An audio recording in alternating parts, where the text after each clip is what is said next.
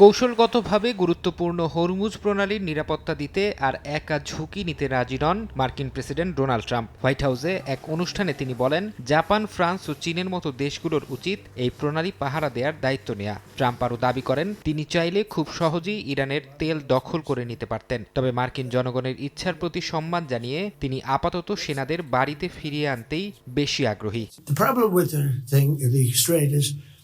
They can have one terrorist there with a machine gun someplace, and they'll say, oh, it's not totally clean, So let them do it. Let France do it. They get a lot of oil from the Strait. Let the European countries do it. Let South Korea, who is not helpful to us, by the way. ইরানে যুক্তরাষ্ট্র ও Israeli আগ্রাসনের মধ্যে মার্কিন জনগণের উদ্দেশ্যে খোলা চিঠি দিয়েছেন ইরানের প্রেসিডেন্ট মাসুদ পেজেশকিয়ান। তিনি লিখেন, আধুনিক ইতিহাসে ইরান কখনোই আগ্রাসন, সম্প্রসারণ, উপনিবেশবাদ বা আধিপত্য বিস্তারের পথ বেছে নেয়নি। তবে যারা ইরানকে আক্রমণ করেছে তাদের অত্যন্ত দৃঢ়তা ও সাহসিকতার সঙ্গে প্রতিহত করেছে।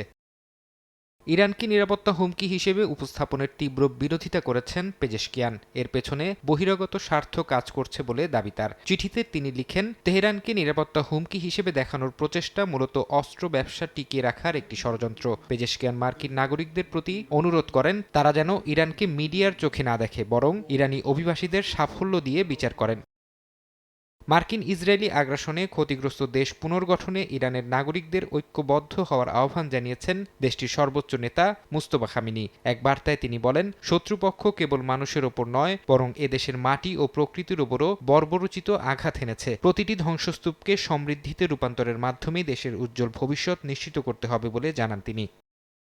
অন্যদিকে লেবানন ইস্যুতে ইসরায়েলকে সরাসরি আলোচনার টেবিলে বসার আহ্বান জানিয়েছে ইউরোপের 15টি দেশের পররাষ্ট্রমন্ত্রীরা। এক যৌথ বিবৃতিতে তারা বলেন, কূটনীতিই হতে হবে একমাত্র পথ। এছাড়া ইন্দোনেশীয় শান্তিরক্ষীদের নিহতের ঘটনায় নিন্দা জানিয়ে তারা জাতিসংঘ শান্তিরক্ষী বাহিনীর ওপর হামলা বন্ধের আহ্বান জানান।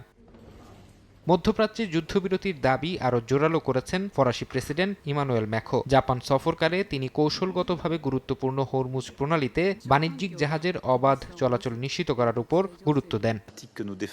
ফরহাদ চৌধুরী, সময় সংবাদ।